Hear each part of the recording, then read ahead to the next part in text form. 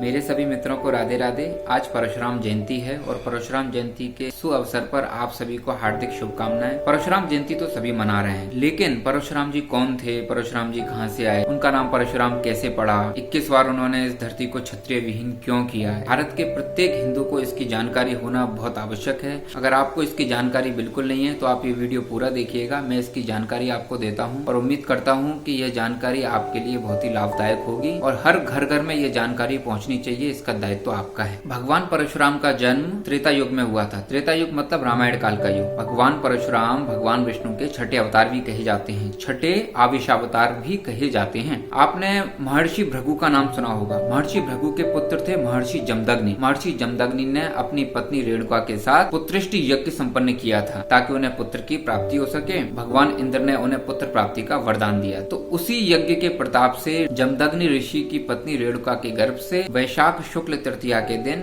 मध्य प्रदेश के इंदौर जिले में एक गांव था मानपुर। उस गांव मानपुर में जानापाव एक पर्वत है, वहां पर भगवान परशुराम का जन्म हुआ। उनके दादाजी, उनके पितामह महर्षि भृगु ने उनका नामकरण संस्कार किया। नामकरण संस्कार के कारण वे राम कहलाए। क्योंकि वे जमदग्नि की संतान थे इसीलिए उन्हें जामदग्नि भी कहा जाता है। और भगवान शिव से वरदान स्वरूप उन्हें परशु प्राप्त था और वो परशु को हमेशा धारण किए रहते थे, इसीलिए वे परशुराम कहलाए। भगवान परशुराम ने चक्र तीर्थ में भगवान विष्णु के लिए कठिन तप किया था। भगवान विष्णु ने उनके तप से प्रसन्न होकर उन्हें वरदान दिया था कि राम के अवतार होने से इस कल्प के पूरे अंत तक उन्हें पृथ्वी पर, इस धरा पर रहने का अवसर प्राप्त होगा। इसीलिए भगवान परशुराम का वर्णन त्रेता युग में भी आता है, द्वापर युग अर्थात महाभारत काल में भी उनका वर्णन आता है। भगवान परशुराम ने एकादश छंद युक्त शिव पंचत्वारिंशनाम नामक स्तोत्र की रचना भी की थी। भगवान परशुराम पुरुषों के लिए एक पत्नी व्रत का पालन करने के पक्षधर में थे। उन्होंने अत्र की पत्नी अनुसुईया, अगस्त्य की पत्नी लोपामुद्रा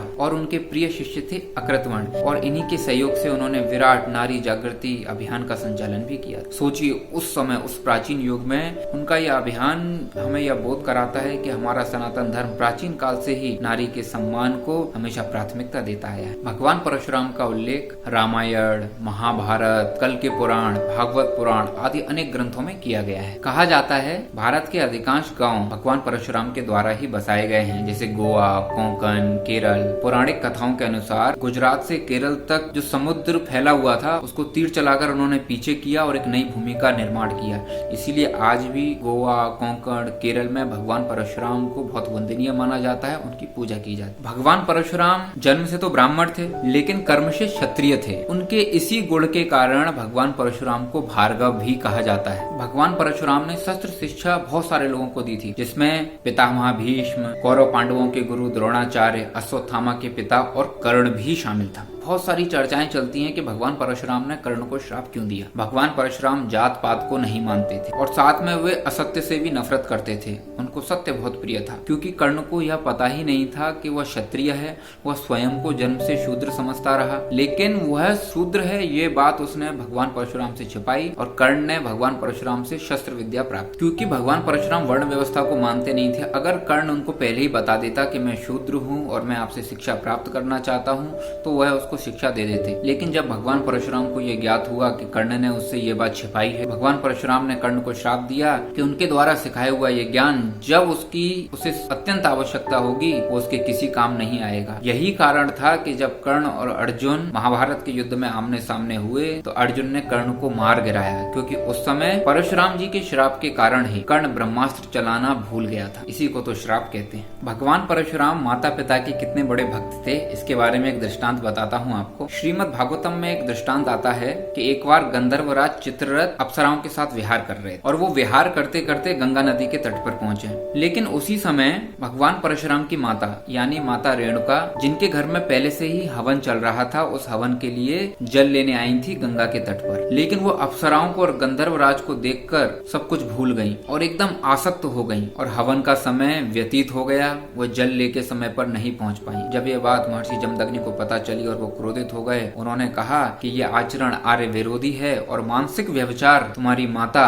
रेणुका ने किया है। इसीलिए उन्होंने अपने पुत्रों को आदेश दिया, जाओ अपनी माता का वध कर दो, उनकी गर्दन काट दो। लेकिन उनके सभी पुत्रों ने मना कर दिया कि हम अपनी माता का वध नहीं करेंगे। लेकिन पितराज्ञा का पालन करते हुए महर्षि परशुराम ने अपनी माता का वध कर दिया और उनकी रक्षा में आए अपने सभी भाइयों का भी वध कर दिया। और उनकी इस प्रत्यय भक्ति से प्रसन्न होकर महर्षि जमदग्नि ने परशुराम को वर मांगने को कहा। तो आप जानते हैं परशुराम ने वर में क्या मांगा? परशुराम ने वर में मांगा, हे पिताश्री, आप मेरी माता और मेरे सभी बांधवों को पुनर्जीवित कर दीजिए, यही मेरा वर है। तो ऐसे थे हमारे भगवान परशुराम। अब मैं आपको उस कथा के बारे में बताता हूँ जिसमें भगवान परशुराम ने 21 बार इस पृथ्वी को क्षत्रिय विहीन किया था। हमारे भारतवर्ष में एक वंश था, है वंश, और उस वंश के वंशाधिपति थे कार्तवीर्यार्जुन, जिन्हें सहस्त्रार्जुन के नाम से भी जाना जाता है, क्योंकि कार्तवीर्यार्जुन ने भगवान दत्तात्रेय को प्रसन्न करके किसी से भी युद्ध में परास्त न होने का वर पाया था। एक बार सहस्त्रार्जुन आखेट करने के लिए निकले थे और संयोगवश वह महर्षि जमदग्नि के आश्रम पर पहुंच गए, क्योंकि महर्षि जमदग्नि के पास इंद्र द्वारा दी हुई कामधेनु गाय थी। और वो कामधेनु गाय की सहायता से महर्षि जमदग्नि ने सहस्त्रार्जुन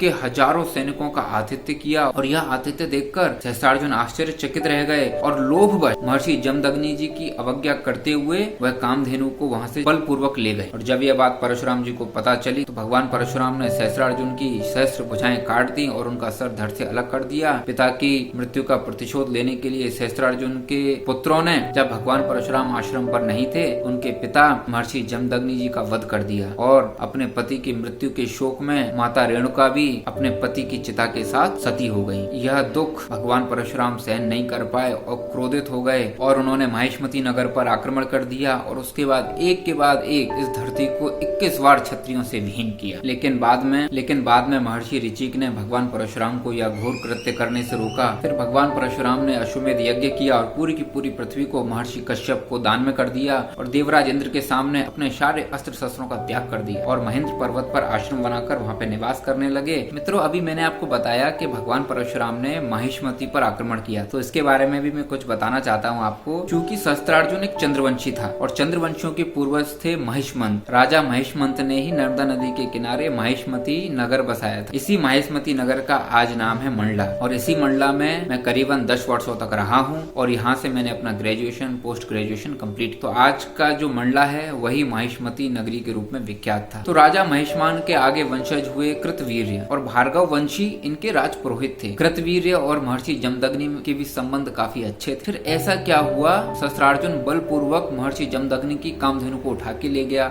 परशुराम को उनका वध करना पड़ा। ऐसा इसलिए हुआ था कि सहस्त्रार्जुन को ऋषि वशिष्ठ ने श्राप दिया था कि तुम्हारी मति मारी जाएगी और उनकी वास्तव में मति मारी गई, जो कि कामधेनु पर उनका हृदय आ गया और बलपूर्वक वह से ले गए और उसके आगे परशुराम जी ने उनका वध किया। जब त्रेता युग में भगवान राम माता सीता के स्वयंवर में आए थे तो भगवान शिव के धनुष तोड़ने के बाद आकाश मार्ग से होते हुए भगवान परशुराम मिथिला पहुंचे और उन्होंने अपना परिचय ऐसे दिया, विश्व विदित क्षत्रिय कुलद्रोही। रामचरितमानस में वर्णन है ना, बहुत भांति तिह आंख दिखाए। फिर उन्होंने राम को लक्ष्मण को डराया धमकाया। भगवान परशुराम ने तो यहाँ तक कह दिया, सुनहु राम जही शिव धनु तोरा सहस भाव सम सो रिपु मोरा। मतलब उन्होंने उनको याद दिलाया कि कैसे सहस भाव का हमने नाश किया था। तो वो डर उन्होंने भगवान राम को लक्ष्मण को दिखाया। लेकिन जब उनके संशय का नाश हुआ फिर उन्होंने वह धनुष भगवान राम को सौंप दिया। फिर भगवान परशुराम ने भगवान राम और लक्ष्मण से क्षमा मांगी और उनसे कहा, अनुचित बहुत कहो अज्ञाता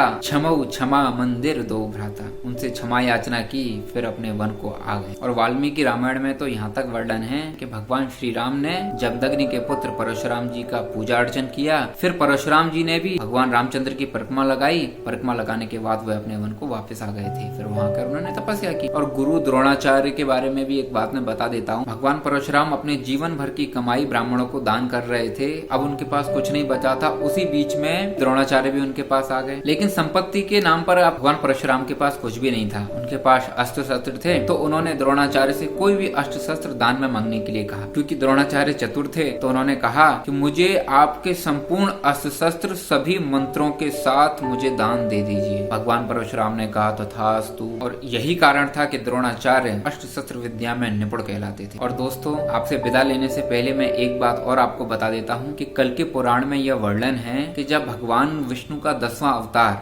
मतलब भगवान विष्णु जब कल के अवतार के रूप में इस पृथ्वी पर दुष्टों का नाश करने के लिए अवतार लेंगे, तब भगवान परशुराम उनके गुरु होंगे और भगवान परशुराम ही कल्कि को भगवान शिव की तपस्या करने के लिए कहेंगे, ताकि उन्हें भगवान शिव से सभी अस्त्र शस्त्र प्राप्त हो सके, जिससे वह इस संसार का नाश कर। तो मित्रों, मैं यह आशा करता हूँ कि भगवान परशुराम के जीवन से संबंधित काफी जानकारी आपको मिल गई होगी। अगर मेरा ये वीडियो आपको अच्छा लगा हो तो इसे ज्यादा से ज्यादा लोगों तक शेयर कीजिए, कमेंट कीजिए, लाइक कीजिए और मेरे चैनल को सब्सक्राइब करना बिल्कुल मत भूलिएगा। बेल आइकन बटन दबा दीजिएगा ताकि लगातार नोटिफिकेशन आपके पास आते रहें। राधे राधे, जय परशुराम, बाय।